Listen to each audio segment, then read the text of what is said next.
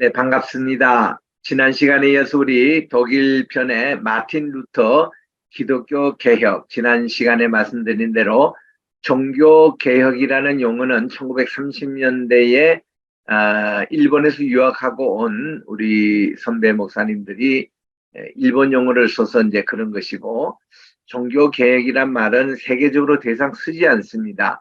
그래서 우리 이것은 기독교 개혁 혹은 신앙 개혁, 조금 더 구체적으로 하면 16세기 유럽에서 일어났던 기독교 개혁, 이런 용어가 더 정확한 것이니까 앞으로 여러분 용어를 좀 바꿨으면 좋겠습니다.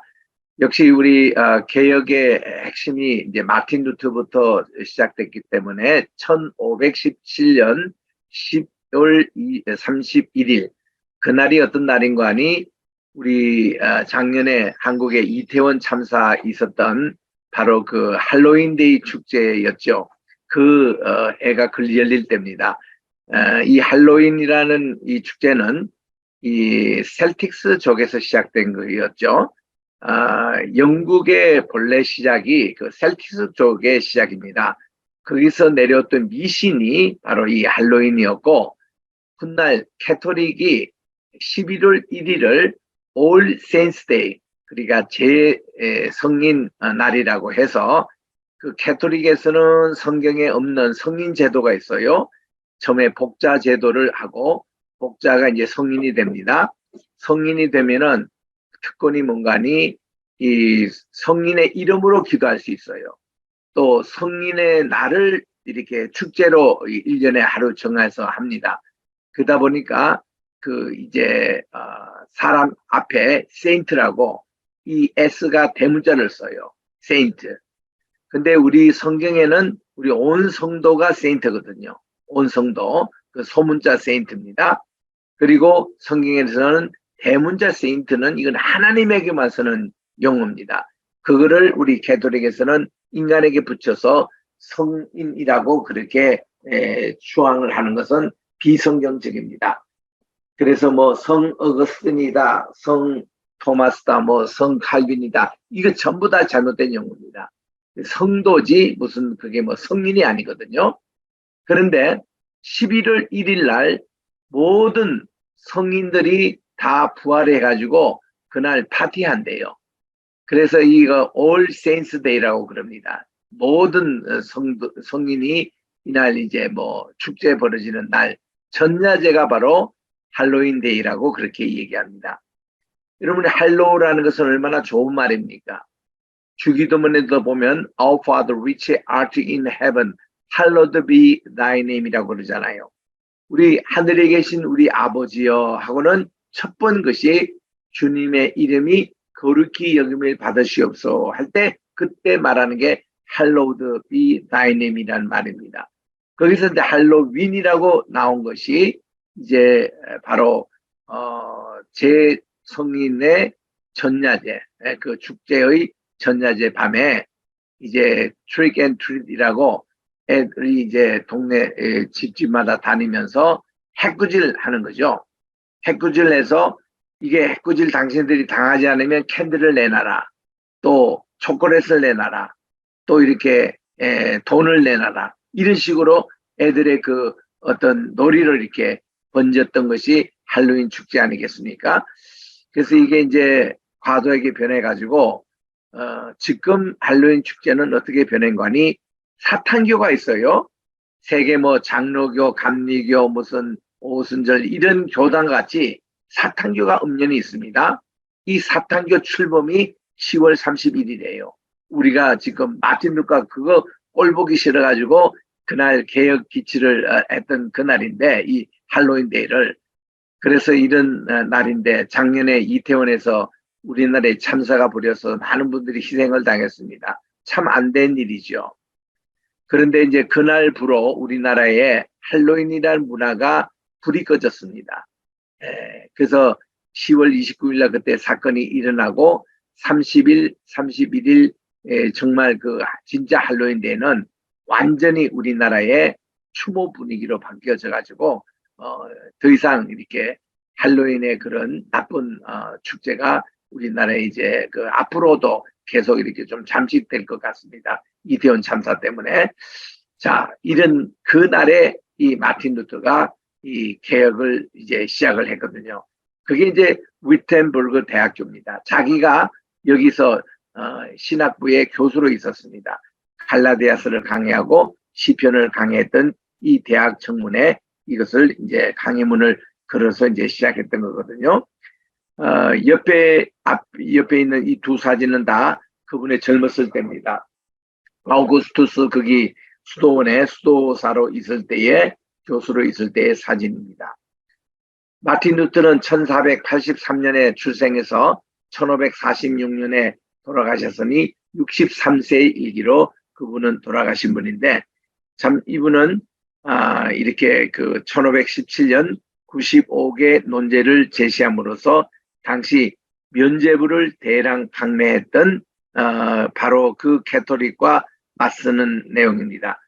그래서 1520년에 교황 레오 10세로부터 자기 주장을 철회하라는 요구를 받았지만 오직 성경의 권위를 앞세우면서 성경에 어긋나는 가르침을 거부합니다. 그리고 1521년 오름스 회의에서는 그가 하나님 편에 섰다는 것을 선언하고 담대하게, 그리고 1522년에는 마틴 루터 독일어 성경 신약이 출간이 됐고 그 후에 또 구약까지 출간이 돼서 독일어 성경을 이렇게 출간했던 것입니다. 마틴 루터의 회심은 1505년, 그러니까 그가 20살 때입니다. 22살 때 그때 이제 일어났던 것인데, 루터가 대학교에서 이제 이때는 법학을 공부할 때였답니다. 그가 이제 집으로 돌아가는 길에 그가 이제 좀 먼 거리에서 공부를 하다가 이제 그 자기 집에 돌아가는 시점에 7월 2일 날 슈토테르하임 인근에서 벼락이 떨어지는 순간에 루터는 땅에 엎드렸습니다. 그리고서는 광부들의 수호 성자인 성 안나를 불렀대요. 이 안나라는 것은 아시죠? 이 마리아의 어머니가 바로 안나입니다. 나를 도우소서, 저는 신부가 되겠습니다고 기도했는데 옆에 있는 친구는 벼락에 맞아서 죽었고 자기는 벼락에 맞았지만 살았습니다. 그래서 그는 아우구스투스 그 수도원에 들어갔다고 그럽니다. 그래서 여기서 그는 신학을 공부하고 또 이제 박사까지 되고 교수까지 되었습니다. 그리고는 그가 주로 가르친 것이 갈라디아서 3장을 읽는 가운데서 이신칭의 교리를 발견했거든요. 이것이 그대로 또 로마서 1장이며 또 로마서의 8장에 나오는 그런 내용이어서 이신칭의 교리를 가지고 그가 이게 바른 성경의 가르침이다. 그래서 이제 캐토릭과 싸우기로 결심을 했습니다. 그리고는 그가 로마에 성지순례를 갔는데 성 요한 기념교회입니다. 거기서 이 계단이 이렇게 있는데 강당으로 올라가는, 강대상으로 올라가는 계단입니다. 거기 누구나 무릎박을 이렇게 짚고 무릎으로 기어 올라가야 됩니다. 그래야만이 연옥에서 9년 죄가 사해진다는 이런 캐토릭의 가르침 때문에 자기도 그렇게 하다가 중간에서가 벌떡 일어납니다. 그래서는 그가 우리가 믿음으로 의롭다 함을 받았지, 우리 성경에 나오는 그대로 이신칭이지 이런 고행이라든지 구제라든지 선행이라든지 이런 방법은 절대로 이렇게 구원의 그런 길이 될 수가 없다라고 그가 이제 발로 걸어내려왔던 최초의 인물이 됩니다. 이것도 지금 로마에. 그리고는 그가 이제 다시 독일로 돌아와서 비텐베르그 거기에서 할로윈 데이 때 그때 이제 그가 이거를 95개 항목을 이제 들고 개혁을 시작했던 것이죠. 그래서 요즘 사진은 첫 번째는 루터가 태어났던 생가입니다. 거기에 박물관이 있어요. 그리고 그 옆에는 번개가 떨어졌지만 친구는 죽고 자기는 살았어요. 그 사진입니다. 그리고 우리 오늘날 찬송가에 소프라노, 엘토, 테너, 베이스 이 4부르기 부르잖아요.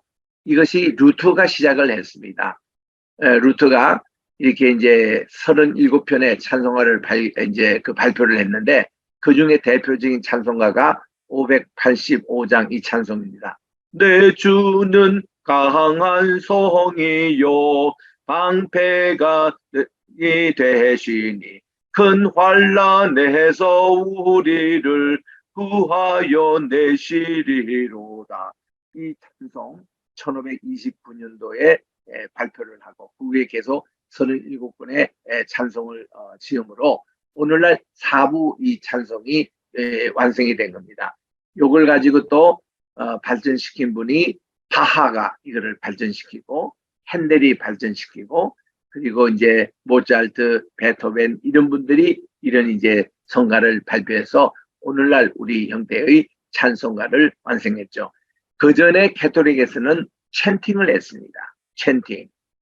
찬팅은 하늘에 계신 우리 아버지여 이름이 거룩히 여김을 받으시오며 이게 찬팅이고 찬팅으로 지금도 남아 있는 곡이 만복의 근원 하나님 온 백성 찬송 드리고 이 찬팅은 높낮이가 높지 않고 부르기 편하고 이런 것이 찬팅으로 남아 있거든요. 그래서 이제 우리 이제 praise God from whom all blessing flow, blessing on him creatures here below, praise him above ye heavenly hosts, praise Father, Son and Holy Ghost.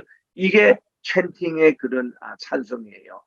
또 오늘날 남아있는 우리 기도성으로 많이 부르는 우리 기도를 주님 들으사 주님의 뜻안에 내려주소서 그것도 찬팅 곡이에요. 이런 곡들이 그 당시에 시편가로 이렇게 많이 남아있었고 요한 칼빈은 이런 찬팅 시편가를 좋아했습니다. 근데 이제 마틴 루터는 그분의 은사가 또 음악에 또 있었고 해서 이 4부 찬송가를 시작을 했고 그 후에 이제 오라토리아 우리 바로크 시대 음악가와 또 고전 시대 음악가들 이런 분들의 힘에서 그 후에 또 복음성가가 나오게 되고 해서 오늘날 형태의 찬송가 기초를 이룬 분이 바로 마틴 루터입니다. 참 대단한 분이죠. 그래서 우리가 이 찬송은요, 이 오늘날 루터 교회는 거의 매주 부르는 교회가 많습니다. 제가 독일 갈 때마다 이 찬송을 듣거든요. 그러면 이분들이 3절까지 다 외워가지고 4부로 쫙 부릅니다. 이 독일에 가면요. 얼마나 좋은지 몰라요. 또 이 찬송은요. 이 캐토릭하고 전투하면서 싸웠던 그런 찬송이고 시편 46편에 기초한 찬송이기 때문에 굉장히 영적인 그런 찬송입니다. 그래서 여러분들도 이거를 평소에 많이 참 부르시기를 권면합니다. 비텐베르크 성당에서 95개 항해물을 제시할 때가 1517년 10월 마지막 날 31일 할로윈 데이 그때인데 그때 이제 이 루트의 모습입니다. 그리고 그 옆에 독일어로 된 90여 개의 항해문인데 이 내용을 잠깐 살펴보겠습니다. 원 제목에 의하면은 이것은 면죄부의 능력과 호용에 관한 토론입니다. 이거를 이 교황과 모든 추기경과 모든 캐토릭의 그 학자들에게 이거를 제시한 거예요. 이거를 토론하자는 거죠. 그 이 명제는 8개로 나눠져 있는데 첫째는 속죄에 대한 규정 그리고 두 번째는 교황의 사제권이 과연 맞느냐.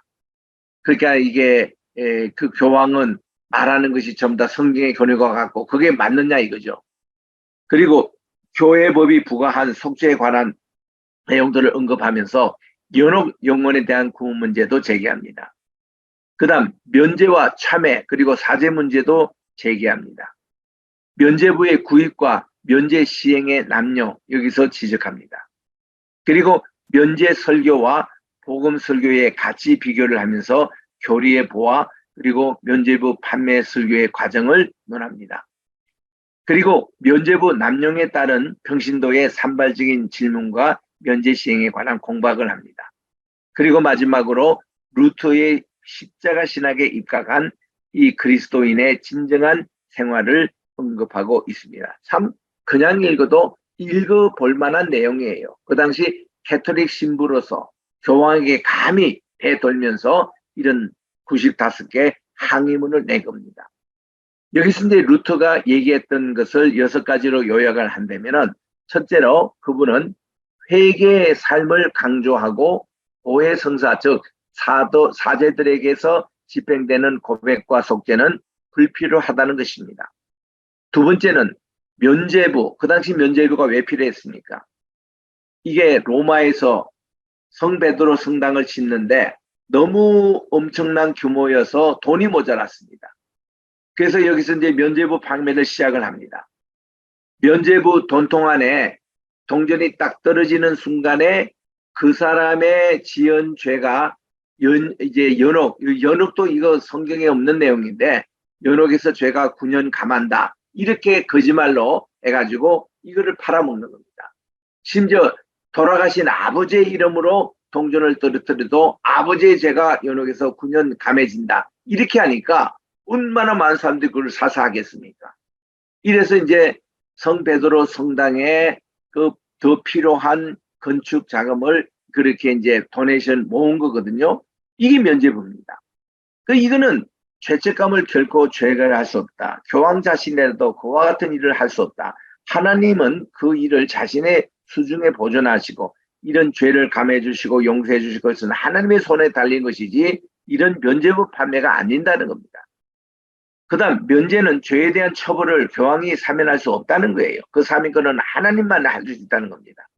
면죄는 연옥에 있는 영혼에게 아무런 효력이 없다는 것이요. 교회가 부과한 처벌은 오로지 산자에게만 적용이 되며 사망이 그러한 처벌을 취소시킵니다. 연옥에 있는 영혼에게 교황이 할 수 있는 일은 오로지 기도에 의할 뿐이지 자신의 관할권이나 열쇠의 권한에 의해서 자신의 힘을 미치는 것이 아닙니다. 마틴 루터는 끝까지 자기가 캐톨릭 사제 복을 그대로 입고 있었습니다. 또 사제 신분이었습니다. 신분에서 지금 직접 그 교황에게 항의문을 지금 이렇게 제시하는 거예요. 5번째입니다. 참으로 회개하는 신자라면 면죄부와는 상관없이 하나님으로부터 이미 용서를 받은 것이며 면죄부는 필요치 않다는 겁니다. 그리스도께서 이러한 참된 회개를 요구하십니다. 마지막으로 사람을 낚는 그물인 공로의 보완은 불필요하며 오직 그리스도의 공로로, 즉 믿음으로만이 의롭게 되는 이신칭이 그리스도의 공로로 구원을 받습니다.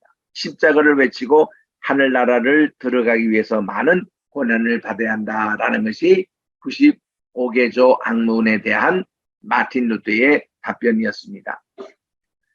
자, 이게 적혀 있는 그런 내용입니다.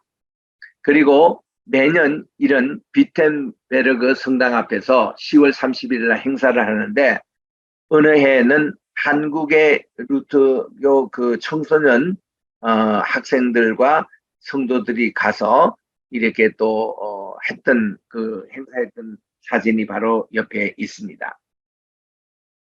자, 비텐베르그 성당 앞에는 마틴 루터의 동상이, 기념 동상이 서 있습니다. 그리고 그 성당 앞에 쪽이 사진입니다.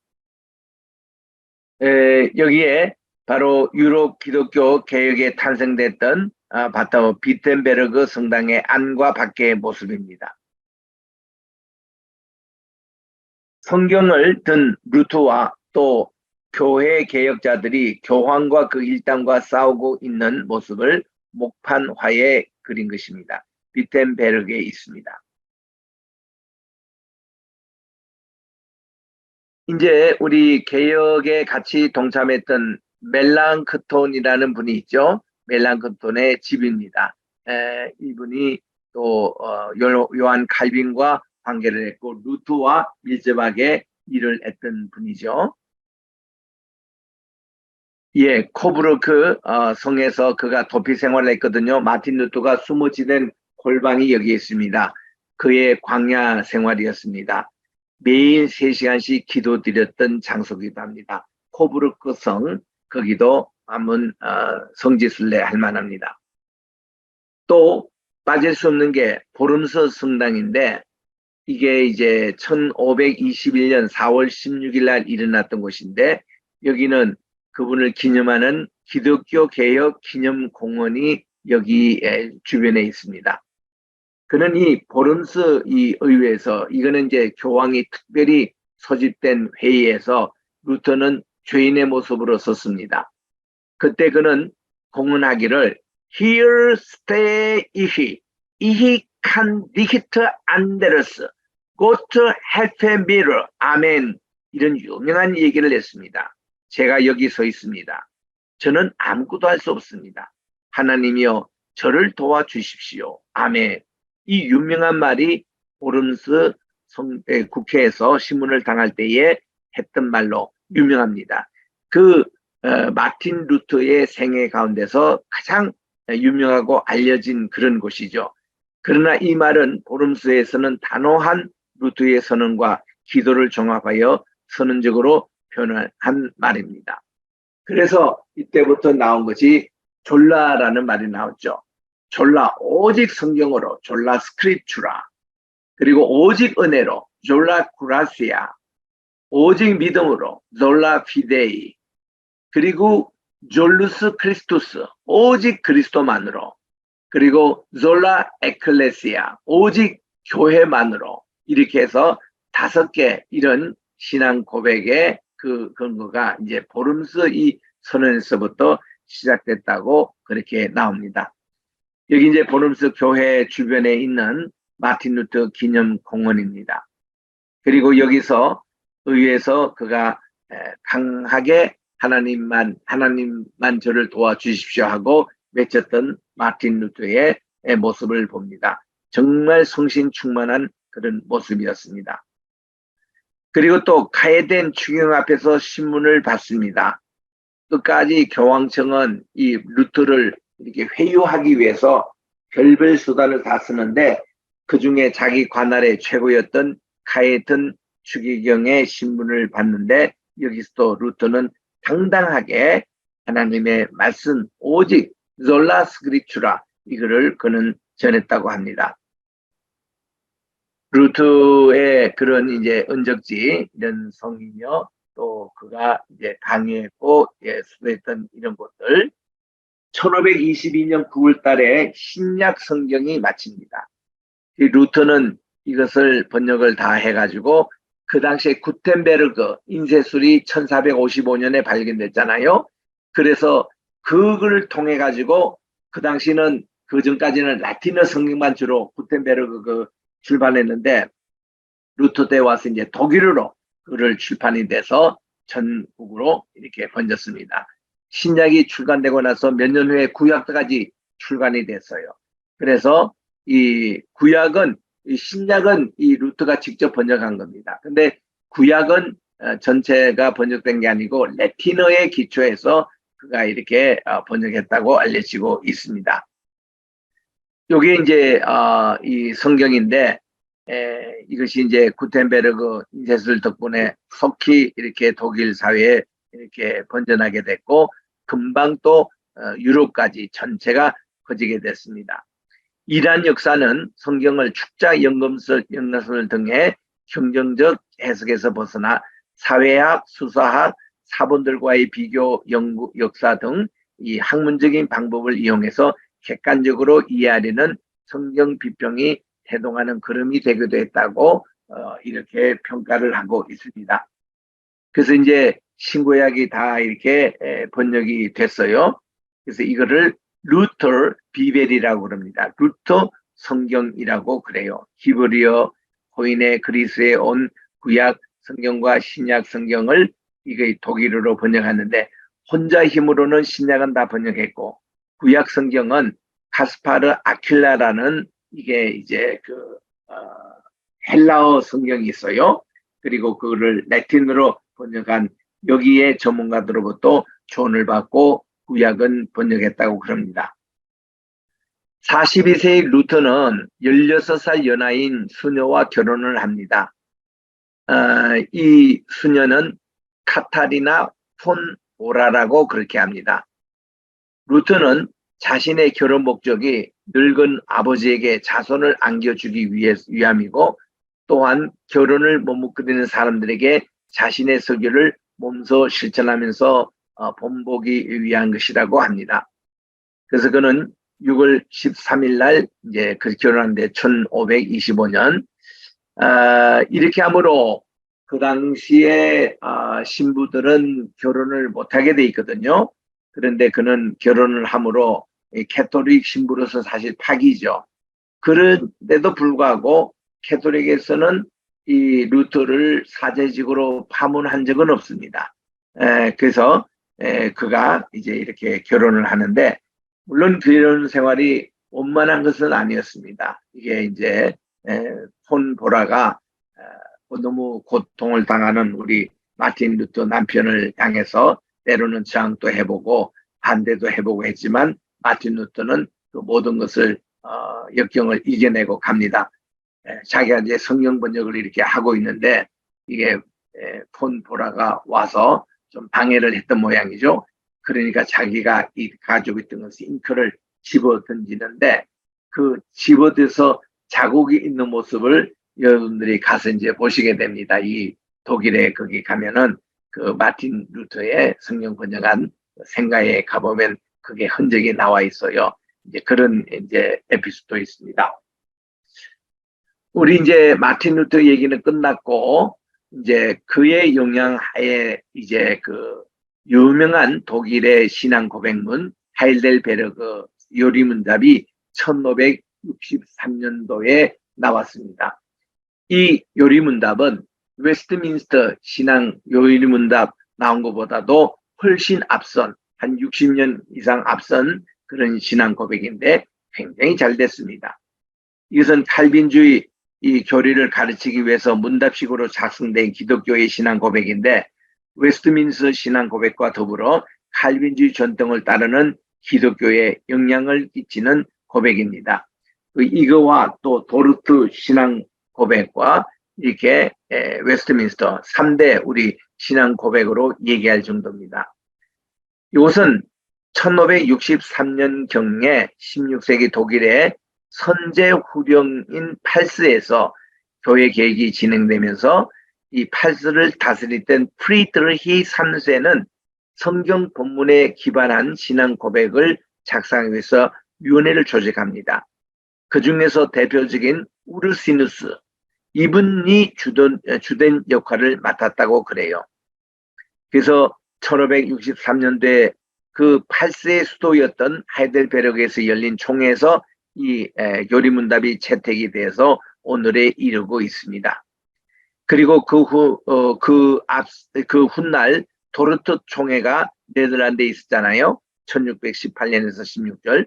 이때도 하이델베르크 요리문답이 이 네덜란드 신앙 고백과 도르트 신조와 함께 하나가 되는 새 고백서로 받아들였답니다. 개혁교회에서는 전통적으로 오전, 오후 예배 중에 오후에는 요리문답에 기반한 설교를 늘 해왔는데 하나님의 말씀인 성경을 가르치는 일이 목사 개인의 한계 또는 성향에 제한받지 않도록 하기 위함입니다. 그래서 우리 항상 주일날은요 예배 2번 드리셔야 됩니다. 오전 예배, 오후 예배. 우리 요한 칼빈도 주일을 온전히 성수주일하기 위해서는 예배 주일날 2번 드려야 된다. 그렇게 규정을 하고 있고 우리 장로교는 지금도 그렇게 하고 있습니다. 영국에 가도 우리 웨스트민스터 채플에 가면은 로이드 존슨 심무했던 교회 지금도 그게 오전 예배, 오후 예배가 있고 스코틀랜드에 갔을 때 우리 존 낙스가 우리 개혁을 시작하고 장로교 본산지인 스코틀랜드도 지금 그렇게 예배 드리고 있고 그리고 주빙글리라든지 우리 또 켈빈이 활동했던 제네바 거기 스위스 제네바에 가도 우리 이 개혁 전통을 가진 교회는 다 오전 예배와 오후 예배 주일날 2번 예배를 드립니다. 그래서 주일날 1번 예배 드리는 것은 온전한 성수질이 아니다 하는 것이 우리 개혁교회의 전통입니다. 하이델베르크 요리문답은 모두 129개의 문답으로 이루어졌는데요. 52서술로 나누어져 있습니다. 그래서 매주 한 절씩 공부할 경우 1년 전체 읽을 수 있도록 되어 있는 것입니다. 그래서 여러분들이 이 하이델베르크 요리문답은 우리 그 웨스트민스터 소요리문답 107문항을 다 공부하신 분들은 반드시 하이델베르크 공부를 하기를 원합니다. 오히려 이것이 문답이 더 오래됐기 때문에 이거를 더 먼저 공부하게 합니다. 굉장히 참 좋습니다. 여기에 대해서는 1문과 2문이 복음에 대해서 얘기하면서 복음에 대한 핵심적인 원리를 이렇게 하잖아요. 그리고 전체 내용이 우리의 죄를 지적합니다. 두 번째는 우리의 구속에 대해서 얘기합니다. 세 번째 우리의 감사에 대한 그런 고백을 합니다. 그래서 우리 예배도 항상 우리의 죄를 하나님께 고백하고 또 하나님의 말씀으로 우리가 구원에 대한 말씀을 받고 그리고 이제 이 구원에 대한 말씀의 반응으로 우리 하나님께 감사드리면서 헌금도 드리고 선교 파송도 하고 이 세상에 파송하는 예배 순서가 그렇게 돼 있잖아요. 이런 거를 한꺼번에 잘 가르치고 있는 것이 하이델베르그 요리 문답입니다. 일반 이문에서 우리 서론에서는 우리는 이 죄론에서 비참하게 됐다는 거죠. 여기서 인간의 죄와 타락 그리고 하나님의 복과 심판에 대해 이야기합니다. 두 번째는 우리의 구속에 관해서 얘기합니다. 중보자의 필요성과 믿음에 대한 얘기 그리고 사도신경 공부. 여기에 보면 성부 하나님과 창조, 성자 하나님과 우리의 구속, 성신 하나님과 우리의 성화에 대해서 공부합니다. 그리고 의롭다 하신 말씀과 성례전, 거룩한 세례 성찬을 공부합니다. 이게 다 이제 하이델베르크에 나오는 내용이죠. 그리고 이제 감사에 대한 내용으로 나옵니다. 세 번째, 회개와 선행의 의미, 또 십자가, 또 마지막 십계명, 마지막 주기도문 이렇게 해서 129개 문항을 공부하는데 52주거든요. 그래서 여러분들도 매주일 오후 시간대마다 이거 하이델베르크 꼭 공부하세요. 또 주중에 또 좋습니다. 우리 교회에서는 우리 이 하이델베르크 신앙 고백을 매 구역 예배 때 하고 있습니다. 우리 교회 심호하시는 신명리 전도사님께서 인도를 하시는데 하이델베르크 이거를 쭉 이렇게 지금까지 공부를 하고 있는데 굉장히 좋은 반응을 얻고 있습니다. 여러분 이 요리 문답을 잘 공부하면요 이단에 안 빠져요. 영적인 분별력이 생깁니다. 그리고 성경을 이해하고 설교를 듣는데 굉장히 기초가 됩니다. 이게 딱 중심이 되니까. 이런 공부를 안 하니까 신천지에 빠지는 거예요. 이런 공부 안 하니까 여호와의 정의 몰몬게 실게 빠집니다. 그래서 우리는 이 개혁 전통을 꼭 그리 지켜야 됩니다.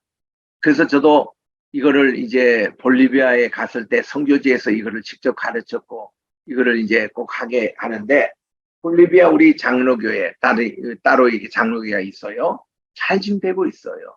이 교리를 잘 가르쳐 놓으면은 선교지가 다 잘 됩니다. 굉장히 참 중요한 공부거든요. 그래서 이 하이델베르크 요리 문답을 꼭 공부하시길 바랍니다. 이 요리 문답에도 불구하고 하이델베르크 여기는 딱딱하지 않고 묵상집과 같은 예기체로 사용하는 것이 높이 평가되고 있는 점이에요. 그래서 우리 미국에 제가 목회할 때도 우리 아이들을 위한 컨퍼메이션 클래스가 있잖아요. 입교 이제 하나 아이들 그 공부위해서 미국에서는 미국 장르에서는 굉장히 컨퍼메이션 클래스 강조합니다. 그때 저는 주로 이 하이델베르크 이걸 가지고 애들을 공부시켰습니다. 때로는 6개월, 때로는 길게는 1년 이렇게 걸려서 애들에게 이거를 시키고 입교를 시켰습니다. 굉장히 아주 좋은 반응이 많이 나와요. 거기에 보면요. 1문항에 전체 서문이 다 나와요. 이거는 뭔가니 살아나 죽으나 당신의 유일한 위로는 무엇입니까? 이런 질문에 사나 죽으나 나는 나의 것이 아니요 몸도 영혼도 나의 진실한 구주 예수님의 것입니다.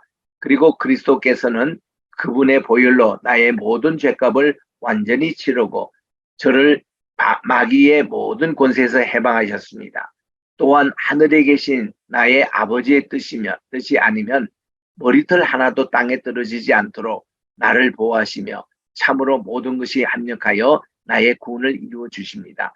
그러함으로 그분의 성신으로 그분은 저에게 영생을 확신시켜 주시고 이제부터 마음을 다하여 즐거이 그리고 신속히 그분을 위해서 살도록 하십니다. 이게 하이델베르크 요리문답 1문과 답변이에요. 여러분 이 하이델베르크만 해도 그 당시 우리가 다 번역할 때는 성신으로 다 번역했습니다. 성부, 성자, 성신.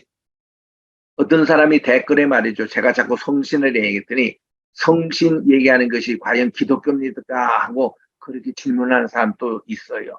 몰라서 그런 겁니다. 가르쳐 줘야 돼요. 우리 그때 다 성신으로 했습니다. 그래야 이 성령이라는 것은 성부의 영, 성자의 영, 성신의 영을 성령이라 그러죠. 그런데 오늘날 그 성령과 성신을 같이 섞어 놔버리니까 이게 자유주의 신학자가 한 거예요. 이러니까 다들 혼돈해버리잖아요. 그러니까 왜 그런데 따라가려고 하십니까? 보수 신앙을 지키세요. 개혁 신앙을 지키시라 그 말이에요. 그래서 우리 하이델베르그 다 그렇게 가르치잖아요. 홀리고스트로 가르칩니다. 그러니까 어떤 사람도 그래요. 아이고 성신하면 그것도 귀신신이라 그러는데 모르고 하는 얘기예요. 옥편 제도를 찾아보세요. 하나님 신입니다. 본래가 옥편에서. 그거를 귀신신자라고 바꾼 것이 샤머니즘이 그렇게 바꿔난 거예요. 우리 학교에 가르치는 우리 정말 유석근 교수님이 그걸 다 밝히셨습니다. 옥편에도 이게 하나님 신도로 나온다는 겁니다. 귀신신은 아니에요, 본래가. 그래서 이런 것을 우리들이 정말 요리 공부가 얼마나 요리 공부가 중요한가. 자, 또 베를린에 우리가 가보면은 여러분 꼭 가보실 곳이 이집트 박물관을 방문하시는 겁니다.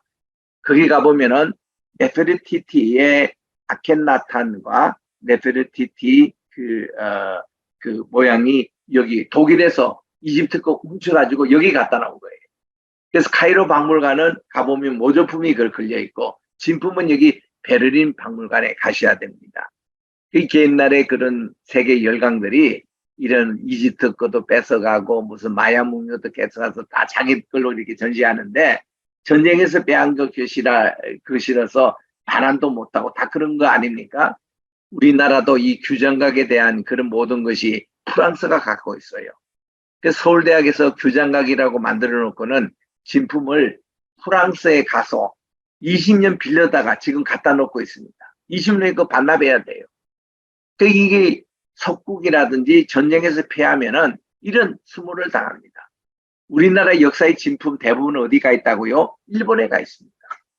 일본에 가면 그 천황 그 박물관 그 밑에 일정 지하실에 가보면 우리나라 역사의 진품 6,200점이 거기 가 있습니다. 그래서 이제 일본에 있는 학자들은 우리나라 진짜 역사를 우리보다 더 잘 알아요. 단군이 절대 신화 아닙니다. 단군이 실제적인 인물이었어요. 그리고 우리나라의 노아 할아버지도 오셨습니다. 그런 기록들이 일본에 가면 다 있어요. 또 중국에도 그거를 보관해서 대천덕 신부님의 할아버지가 거기서 이제 선교를 마치고 이 무디 이제 첫째 바이블 갈리지가 개교할 때 최초 교장으로 부임하실 때 가져오셔가지고 대천덕 그 손주에게 보내줬잖아요. 그러니까 대천덕은 그것을 보고서 아 나는 한국인이 돼야 되겠다. 왜냐하면 거기 보니까 노아 할아버지와 이게 욕단이 다 이게 한국에 와서 독립문화가 전체 세계를 이제 monita는 기록이 나오거든요. 그래서 그분이 1964년도에 한국에 오셔서 미가엘 자기 그 성공의 신학교도 세우고 태백에서 예수원이라는 공동체를 세워가지고 태백에는 당군 할아버지가 하나님께 숨겼던 재단이 있어요. 점성대 재단이라고 거기서 삼수령이 또 있습니다. 삼수령은 태백의 기존에서 이 한강이 흐르고 거기가 이제 계룡소 폭포 가면 그게 이제 한강의 줄기가 태백에 있어요. 그리고 또 황지라는 곳에 가보면은 낙동강이 거기 태백에서 시작합니다. 또 거기서 동쪽으로 흐르는 강이 있대요. 이거를 동해강이라고 그럽니다. 그래가지고 이 태백이라는 것은 이게 동해로 강이 흐르고 서해로 강이 흐르는 게 한강이고 남해로 이렇게 흐르는 게 낙동강입니다. 세 개 강이 흐른다고 삼수령 목장이 있어요. 그래서 이 대천덕 신부는 이것을 구입해가지고 이 예수원에서 관리를 합니다. 그리고 소를 키우고 그럽니다. 근데 이분이 어느 날 기도하는데 하나님께서 사수령 이름 바꾸라고 그래요. 왜 바꾸려 하십니까? 북한으로 흐르는 강이 없어요. 그런데 북한으로 흐르는 강이 예수님이 목마르지 않는 물, 생수를 공급해 주셔서 이 생수를 가지고 북한에 우리가 흘리게 하자. 그래서 사수인하고 이름을 바꿉니다. 그리고 예순에서 매일 아침 기도회를 소도 모임이라 그러더라고요. 12시 모임을 대도 모임이라 그럽니다. 큰 기도회. 이게 옛날에 그 기도를 다 도고라고 했잖아요. 중국이도. 도고. 그래서 이제 이 대도 기도 시간에 항상 그들이 빠뜨리지 않은 기도가 이 물줄기, 예수님의 목마르지 않는 생수가 북한에도 흘러가서 남북이 복음으로 통일되게 하여 주셔서 늘 기도를 합니다. 그 지금 또 예수원에 가보면 많은 탈북자들이 거기 와 계세요. 이렇게 정말 당신들이 이렇게 북한을 위해서 늘 기도한 덕분으로 우리가 예수를 믿게 되고 또 이 남한 땅에까지 와서 여기에 정말 지금도 북한에서 기도하고 있는 너무 고마워가지고 예수원에 오셔가지고 며칠씩 지내는 분도 있고 상주하는 분들도 있다고 들었습니다. 그래서 배천득 신부는 한국에 오셔서 완전히 한국 사람이 된 거예요. 귀화를 하셨어요. 귀화를 하시고 이름도 대천득이라고 바꿨어요. 그 부분이 볼에 이제 톨이라는 이름이 있었는데도 그리고는 그분은 한복을 입고 지내셨잖아요. 그리고는 우리나라의 정말 이 통일운동과 애국을 하는 참 이런 귀한 분입니다. 그분의 지금 아들인 벤자민이 지금은 관장으로 있습니다만은 이런 것이 다 정말 이렇게 되는데 좌우지간 우리 이 베를린에 가보면은 이게 네페르티티의 그 유물들이 여기에 있는 거 보고 좀 씁쓸한 생각이 들어요. 그 우리 한국 것도 진품은 거의 다 지금 일본에 가 있고 또 우리 것이 프랑스에도 가 있고 이렇게 세계 열강들이 우리 거를 훔쳐서 뺏어가서 있는 것입니다. 언젠가 우리나라가 이제 힘이 있을 때 그거를 다 사들이거나 다시 다 이제 원상복귀가 되는 날이 속해 와야 되겠죠. 좌우지간 우리 네프리티티에 관한 것은 여러분 베를린에 가시면 되는데 거기에 또 이렇게 우표까지 이렇게 마련되어 있는 것을 봅니다. 네프리티티는 여러분 잘 아시는 대로 그 당시 그 아케나톤이 유일신, 태양신입니다. 그거를 이제 섬길 때의 그 부인입니다. 이 유물들이 1912년에 독일에 뺏겼다고 그렇게 되어 있습니다. 아케나톤과 네페르티티 여기에 대한 이런 내용들 이 베를린 이집트 박물관에 소장되어 있습니다. 이런 진품이 카이로에 있어야 될 것이 여기 지금 와 있습니다. 또 프랑크푸르트에 가보면은 괴테 하우스가 있어요. 우리가 옛날에 독일어 공부할 때 남산에 있던 괴테 하우스에 자주 출입하곤 했는데 프랑크푸르트가 그게 원조입니다. 거기에 이제 괴테의 집이 바로 여기 프랑크푸르트에 있잖아요. 이 도시는 독일의 딱 중심가에 있기 때문에 교통의 요새지입니다. 그 독일 그 항공 국립항공기 여기가 본부를 두고 있고 모든 이 유럽에 파송되는 그런 비행기가 주로 프랑크푸르트 공항에서 이렇게 다 합니다.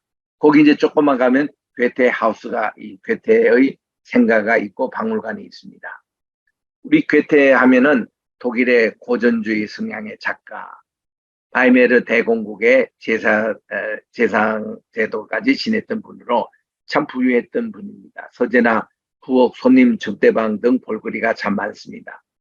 성인으로는 이제 7유로 그 입장료가 있고 한국어 지원도 됩니다. 괴테의 명언을 모집하면은 스스로 자신의 관리인이 되라. 우리는 스스로 자신의 친구가 되어 자신을 관리해야 된다. 경멸해야 할 일을 가려내라. 자만하지 말거라. 존경하는 습관을 가져라. 결점까지 사랑해라. 사랑의 본질, 모순을 허용하라. 은혜를 잊지 말라. 자신이 먼저 움직이라 등 많은 명언을 만들어냈습니다.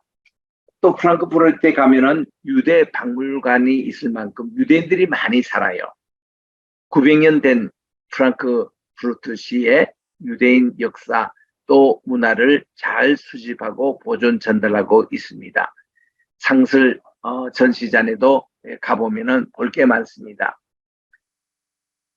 또 베를린 이제 옮겨가 보면 이 베를린은 우리가 지난 시간에도 본 대로 브란덴부르크 이렇게 정말 동독과 서독의 장벽이 무너졌던 바로 그곳이 베를린이 있지 않습니까? 베를린의 인구가 370만 정도입니다. 유럽연합의 최대 도시입니다. 슈프레 강과 하펠 강이 흐르고 있습니다. 도시 전체가 브란덴부르크 그 주에 둘러싸여 있습니다. 이제는 통일이 돼서 베를린 자체가 연방주죠. 이거를 한문으로 백림이라 부릅니다. 백림 사건이다. 옛날에 간첩 사건이 있었죠. 이런 것도 이 베를린 이게 것입니다. 여기 국회 사단이 있고 이게 수도기 때문에 베를린에 가면 또 홀로코스트 기념관이 있어요. 유대인 학살 추모 공원이 베를린의 수도에 있습니다. 그래서 여기서 수상이 딱 취임하면은 그 첫 번째 순서 가운데 하나가 여기 홀로코스트 여기 뮤지엄에 갑니다. 유대인 학살 미안해 가지고 그게 헌화를 수상이 합니다. 그리고 유대인들 보상을 지금까지 하고 있습니다.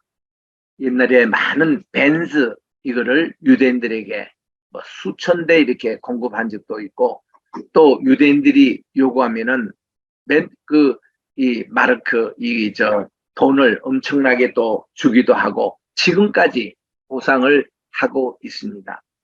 그래서 이 유대인들은 그 독일 사람들은 참 나이스한 사람들이기 때문에 이런 걸 하는데 우리 한국을 점령했던 일본 사람들은 우리에게 어떤 태도로 이렇게 보상을 하고 다가옵니까? 그래서 이 독일 수상들이 가끔씩 일본 수상에게 조언하는 내용이 그래요.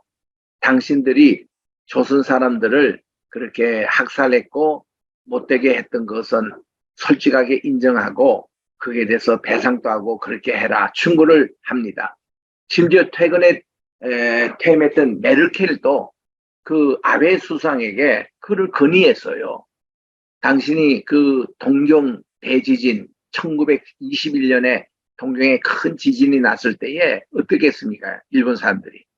이 지진의 책임이 책임 나고 나서 이제 우물에다가 조선 사람들이 독약을 막 넣었다. 이래가지고 조선 사람을 어마하게 수백 명 죽였습니다. 그게 관동 대지진 추모 그것이 통경에 있거든요. 그런데 일본 수상이든지 일본의 관료들이 한 번도 거기에 가서 헌화한 적이 없습니다. 그 메르켈이 그거를 진언했거든요. 아베 수상 당신은 조선 사람들 그렇게 어려움을 당한 억울하게 죽은 사람들 대해서 얼마만큼 가서 헌화를 했냐 이거야. 우리 독일은 이렇다는 거야. 독일 수상은 꼭 자기가 수상이 되면은 그 홀로코스트 뮤지엄 이렇게 유대인들에게 이렇게 배상하고 지금도 그렇게 하겠다. 이제 이런 내용입니다. 그래서 일본 사람들이 가장 존중하는 나라가 독일이거든요. 일본은 독일 거를 다 흉내를 내려고 합니다. 독일의 기계 만드는 거, 또 거리 만드는 거, 지하철 만드는 거, 뭐 이걸 다 흉내 내고 있어요. 그 일본에 갔다가 여러분 독일 가시면 깜짝 놀랄 겁니다. 일본 사람들이 이거 그대로 다 카피했구나. 어느 정도 카피하는가 하면은 그 일반 정거장에 가더라도 정거장이 모든 시스템이 그 일본의 이제 신칸센이며 그 철도 산업이 많이 발달했잖아요. 독일 거 그대로 카피한 거예요. 그리고 이 프랑크푸르트 아까 그 역만 해도요. 역 뒤에 가보면은 우리 한국에는 뭐 쓰레기도 있고 뭐 이런 거 지저분한 게 있는데 얼마나 잘 정돈됐는지 몰라요. 일본이 그렇습니다. 일본이 오사카 역이나 동경역이나 그 뒤에 가보십시오. 깨끗하게 정리가 되어 있는 것이 독일 거를 그대로 흉내내고 있는 겁니다. 그 다른 거는 다 독일 거를 배워도 이런 홀로코스트 이 헌화하고 이런 거는 안 배우고 있는 거예요. 그래서 이제 일본에서 이제 이 정군 위안부도 이것도 인정을 하기를 바라고 또 강제 우리나라 징용한 것도 이 얘기를 해야 되고 우리 아버님이 직접 당하신 거예요. 2차 대전 그 당시는 대동아 전쟁이라 그랬는데 마지막 전쟁이 막판 때에 총가지로 우리 조선 청년이 1924년생입니다. 이거를 그 당시 갑자생이잖아요. 그 쥐띠입니다. 갑자생. 우리, 12 할 때 제일 첫 번 나오는 게 갑자 아닙니까? 이 갑자생 청년들 1,500명을 선발해가지고 2차 대전 말기 때에 1944년 4월 달에 용산역에서 집합시켜가 1,500명이 집합시켜서 이분들이 그 당시는 이 북지나 중지나 낭지나 그때 이 중국을 진해라고 그랬어요.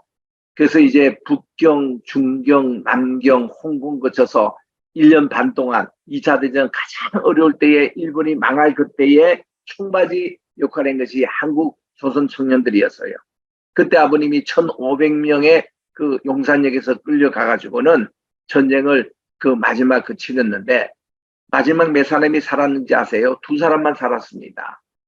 그래서 해방 소식도 듣지도 못하고 해방된 지도 3개월 지난 후에야 해방됐다는 소식을 듣고 그때 홍콩에서 배를 타가지고 부산으로 오는데 도중에 또 코로나 발생해가지고 또 해상에서 2달을 보냈고 그래가지고 해방 후에 6개월 만에 부산 땅에 도착한 그 그룹에 1,500명이 갔던 것 가운데 2사람만 생존했는데 저희 아버님이 그 중에 한 분이었다고.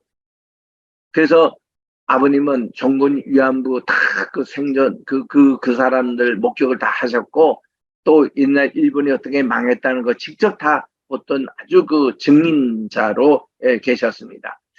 그래서 정말 이런 내용도 일본이 이제는 좀 반성하고 사과도 하고 좀 그래야 되는데 강제로 끌려가서 광고를 또 끌려고. 근데 지금까지 그 문제는 절대로 일본이 사과 안 하잖아요.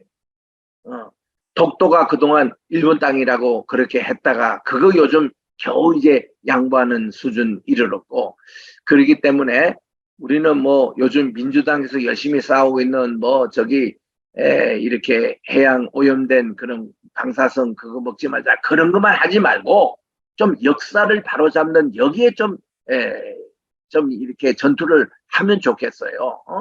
그래서 그 덕분에 그래도 지금 일본 관료에서 독도는 한국 땅이라는 답변을 지금 받아내고 있잖아요.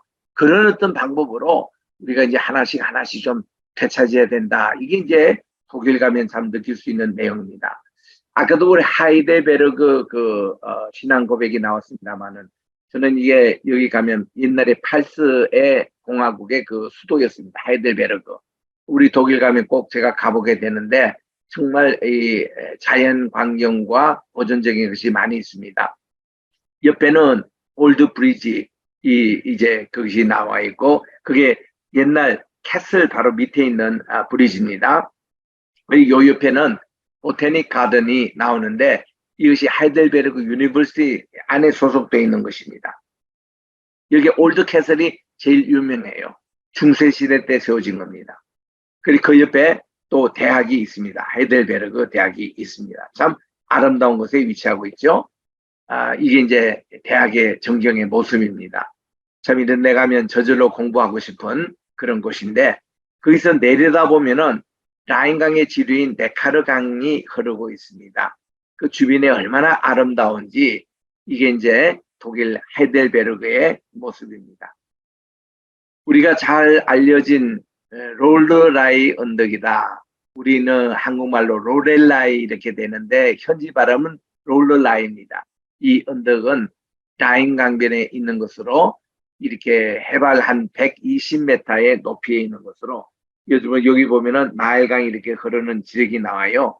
여기는요 이렇게 이제 이게 강이 끓다가 이렇게 확 끓긴 그런 지역이기 때문에 물 속도가 빠르고 위험합니다. 많은 선박 사고가 있었대요. 그러다 보니까 여기는 신화가 많아요. 롤레라이는 여자 물 마귀의 이름이라고 합니다. 이너 또는 라인강의 처녀와 비슷한 물의 정령이라고 그래요. 이 바위와 함께 많은 구전하는 얘기가 전하며 음악과 미술 그리고 문학으로 만들어졌습니다. 그 여기서 노래도 있잖아요. 옛날부터 전해오는 쓸쓸한 이 말이 이렇게 가슴 속에 그렇게 되는 이런 것이 롤레라이 언덕이잖아요. 또 우리나라의 하늘 가는 밝은 길이 내 앞에 있으니 이 곡도 이 롤레라이 언덕에 하는 그런 노래라고 합니다. 그 곡이 우리나라까지 흘러서 이렇게 찬송가까지 이렇게 있는 것인데 이 롤레라이 언덕에도 여러분 독일에 가시면 꼭 한번 가보시기 바랍니다. 역시 독일은 또 음악의 나라잖아요. 바흐. 이분이 많은 사람들이 캐토릭의 그런 음악가가 아닌가 천만입니다. 이분은 바로 우리 기독교 음악가입니다. 바로 루트교. 이 집안이 루트교 집안이에요. 음악가 집안입니다. 바로크 시대의 종말과 이분은 고전 음악 시대를 열었던 분입니다. 바로크 시대라는 건 뭐죠? 바로크라는 것은요, 그게 이제 스페인 말로 울퉁불퉁한 그런 뜻입니다. 르네상스부터 시작해가지고 개혁 시대, 우리 기독교 개혁 시대 거치는 그것을 바로크 시대라 그래요. 그리고 바로크 시대가 끝나면 1750년부터 고전 음악 시대가 열립니다. 이런 고전주의 무슨 바로크 시대라는 것은 본래 음악에 붙인 게 아니고 회화, 그림에 붙였다는 얘기예요. 근데 그게 이제 음악까지도 그렇게 붙입니다. 이게 이 바흐는 이 바로크 시대를 이제 마무리 짓고 고전 음악 시대를 열었다는 겁니다. 고전 음악 시대 이렇게 열었던 분이 바흐와 핸델이었거든요. 다 둘 다 독일 사람입니다. 그리고 이제 이 바로크 시대에 늦춰서 이제 고전 시대를 열었던 분이 모차르트와 베토벤, 슈베르트 이런 분들이었죠. 그래서 이제 그런 이제 명칭인데 참 이 바흐는 교회 음악 참 이거 많은 것을 작곡했습니다. 이 집안은요 200년 걸쳐서 50명의 이상의 음악가를 배출할 정도로 음악 가게였습니다. 루터계의 아주 경건한 신자들이었고 교회 음악가로 우리 찬송가에도 바흐 음악이 여러 곡 있지 않습니까? 또 이렇게 신앙과 장인 기질 이걸 다 개성이 돼서 정말 이분의 그 대위법 이것은 오늘 또 모든 교회 음악의 기초가 되고 있는 거장이 바로 바흐입니다. 이 바하라고 알려지는데 원래 배, 아, 채 이게 최합니다. 그러니까 바흐라고 발음해야 닿는 말이에요. 이게 최하라는 독일 말은 하라고 이렇게 좀 이게 끓는 우리 히브리어에도 나오잖아요. 크리크라는 그 용어예요. 그 책을 부크라고 그럽니다. 이분의 이름을 바크라고 그래요. 그래서 모든 사람의 이름은 그 나라의 이름 그대로 불러주는 게 맞거든요. 그래서 요한에서 바크라고 이렇게 불러줘야 됩니다. 그런데 이거를 우리 한국에서는 바하라고 그렇게 발음하고 또 이제 이 미국권에서는 이거를 이제 바크라는 이름이 잘 되지 않으니까 그냥 바크라고 이렇게 영어는 발음을 하는데 우리는 이 바크라고 이렇게 바크라고 이렇게 불러주는 것이 맞는 얘기입니다. 참 이 바크가 생전에는 그렇게 이름이 없었대요. 근데 이분이 돌아가시고 나서 포르케르라는 분이 이분의 이제 작품을 정리하면서 아주 위대성을 발견을 했다는 겁니다. 그래서 이분도 돌아가시고 나서 더 유명하게 됐다는 것입니다. 바크의 음악은 모든 루트교의 예배를 위해서 작곡됐습니다. 우리의 찬송가에도 많이 나오지만 마태 순환곡, 요한 순환곡 이런 것으로 또 이렇게 바이올린 또 피아노곡 이런 협주곡 많은 곡들을 작곡을 하신 분입니다. 그 다음 유명한 분이 핸델이에요. 핸델은 여러분들이 영국에서 주로 활동했기 때문에 영국에서 유명하지만 원래 독일에서 태어나셨고 한 25년을 독일에서 생활하다가 영국으로 가셔가지고 활동을 하다가 귀하신 분입니다. 그래서 이분의 무덤은 지금도 영국에 있는 웨스트민스터 교회에 있습니다. 46개 곡의 오페라와 우수한 오라토리아. 제일 유명한 것이 메시아, 핸델의 메시아곡. 이게 영국에 있을 때 영국 왕에게 헌정했던 곡입니다. 이 곡의 특징은 예수 그리스도의 오심을 예고함, 예수님의 순환과 부활, 그리고 예수님의 승천까지 기록된 3부작으로 기록된 것으로 정말 53곡이 장엄한 성경을 요약하고 있는 오라토리아입니다. 킹제임스 바이블 다 그 곡으로 가사로 했습니다. 그래서 이분의 묘지는 웨스트민스터 교회 묘지에 있습니다. 그래서 이제 고전주의 음악이 이제 1550년부터 1810년까지 발전이 되어서 쭉 내려오면서 여기 이제 하이든, 모차르트, 베토벤, 또 슈베르트 이런 분들의 그런 근거로 이렇게 꽃을 피웠습니다. 핸델의 아주 전성기 때 모습이라 그래요. 그래서 그분은 이렇게 영국에서 아주 대접을 많이 받았습니다. 베토벤도 독일 작곡가지만 이분은 훗날 오스트리아 비엔나에 가서 더 많이 활동을 했습니다. 이분은 낭만주의 시대를 열었던 고전 음악 시대에서 낭만주의 전환기의 베토벤의 출생지가 독일 본에 있습니다. 박물관으로 있고 1792년부터는 오스트리아 빈에서 활동을 해서 이 베토벤은 독일과 오스트리아 둘 다에서 활동했던 유명한 음악가였죠.